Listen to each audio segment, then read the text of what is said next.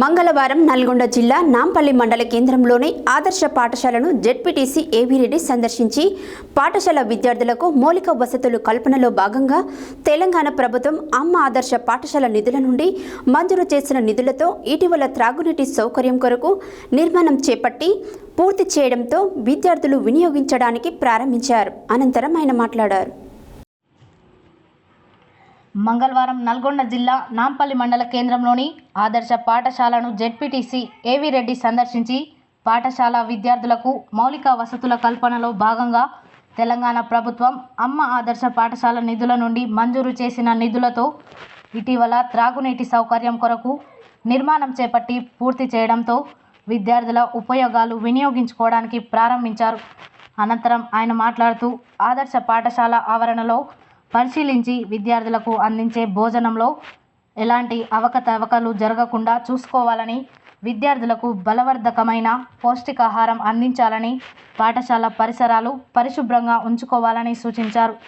ఆదర్శ పాఠశాల విద్యార్థులు ఇటీవల జరిగిన నేషనల్ మెరిట్ స్కాలర్షిప్లో ప్రతిభ కనబర్చిన 5 విద్యార్థులను అభినందించి వారికి ఒక్కొక్క విద్యార్థికి తన వంతుగా 5,000 రూపాయల చొప్పున ప్రోత్సాహకాలు అందించి మెరిట్ సర్టిఫికేట్లను తన చేతులతో విద్యార్థులకు అందించారు. ఈ సందర్భంగా ఆదర్శ పాఠశాల ప్రిన్సిపల్ కవిత మాట్లాడుతూ పాఠశాలలో విద్యార్థులకు ఆట స్థలం కొరకు గ్రౌండ్ లేదని, విద్యార్థులకు క్రీడలతోనే మానసిక ఉల్లాసం, శారీరకంగా దృఢంగా ఉంటారని, పాఠశాలలో జరిగే ముఖ్యమైన కార్యక్రమాలను, సమావేశాలను ఏర్పాటు చేసుకోవడానికి పాఠశాల ఆవరణంలో స్టేజ్ నిర్మాణం ఏర్పాటు చేయించాలని, విద్యార్థులు పాఠశాల వరండాలోనే కూర్చొని భోజనం చేస్తున్నారని, విద్యార్థుల సౌకర్యార్థం డైనింగ్ హాల్ నిర్మాణం కొరకు కృషి చేయాలని ఆయన ముందుంచారు. వెంటనే స్పందించిన జెడ్పీటీసీ ఏవీ రెడ్డి పాఠశాలలో ఈ వసతుల కొరకు తప్పకుండా కృషి చేస్తానని హామీ ఇచ్చారు.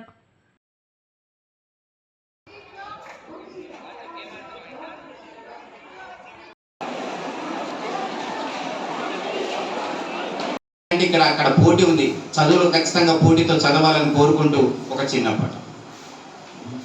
చదవాలిరా చదవాలిరా ఎన్ని ఆటంకాలు వచ్చినా,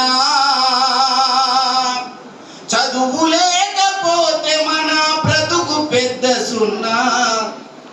చదవాలిరా ఎన్ని ఆటంకాలు వచ్చినా, సాగర గర్భాల లోతు జయించింది చదువు. ఇప్పుడైతే ఈ సందర్భంగా చేస్తాం, కానీ మీరు కూడా మాట ఏంటి అంటే విద్యార్థులు అదేవిధంగా ఉపాధ్యాయులు కూడా ఫస్ట్ మీరు మా రాజు పాయింట్అవుట్ చేసినప్పుడు అక్కడ అబ్బాయి అదే జావా తాగుతుంటే విద్యార్థులు ఇక్కడ కూర్చున్నోళ్ళే కాకుండా మీరు గైడ్ చేయండి. ఏ పేరెంట్స్ అయితే వినకుంటే మా వంతు అయితే మాకు సజెషన్ చేయండి, మేము కూడా వాళ్ళని పిలిచి మాట్లాడించే ప్రయత్నం చేస్తాం. ఖచ్చితంగా యువత పెడదారి పడుతుంది, గంజాయిలకు అలవాటు అవుతుంది, సెల్ ఫోన్లు ఎక్కువ యూజ్ చేస్తున్నారు. అవసరం ఉన్న దానికి అవసరం లేని దానికి సెల్ ఫోన్ యూజ్ చేస్తున్నారు. పేరెంట్స్ ఎడ్యుకేటెడ్ పేరెంట్స్ లేక వాళ్ళు ఏం చెప్తే అది కొనిస్తూ ఉన్నారు. మావాడు పోయి ఏం చేస్తున్నాడు అనే విషయం కూడా వాళ్ళకు తెలియదు. మా మేడం గారు, ప్రిన్సిపల్ మేడం గారు, కవిత మేడం గారు ఉండి ఇతర ఉపాధ్యాయులు మాకు మంచిగా విద్య ఇస్తేనే మేము ఈ స్థాయికి వచ్చినాము. మీరు కలెక్టర్లు కావచ్చు, డాక్టర్లు కావచ్చు, ఇంజనీర్లు కావచ్చు, ఇంకా పెద్ద మేధావులు కావచ్చు, ఏదున్నా మీరు చదువుకున్న స్కూల్కు అలాగే మీ తల్లిదండ్రులకు కూడా మీ పేరు చెప్పుకొని అలానే అబ్బాయి తల్లిదండ్రుల పేరు చెప్పుకునే పరిస్థితి, గౌరవం పెంచాలి. మీ తల్లిదండ్రుల గౌరవం పెరుగుతుంది, ఇక్కడ మీకు విద్యను పోషించిన టీచర్ల గౌరవం కూడా పెరుగుతుంది. సోదరులు చెప్పినట్టు మీరు ఇంత దూరం కష్టపడి వస్తున్నారు. కొంతమంది విద్యార్థులు కానీ ఎవరు కానీ ఆటోలు వచ్చిన, సైకిళ్ళు వచ్చిన ఇబ్బంది అవుతుందన్న ఉద్దేశంతో 15 లక్షల రూపాయలు పెట్టి రోడ్ శాంక్షన్ చేపించడం జరిగింది.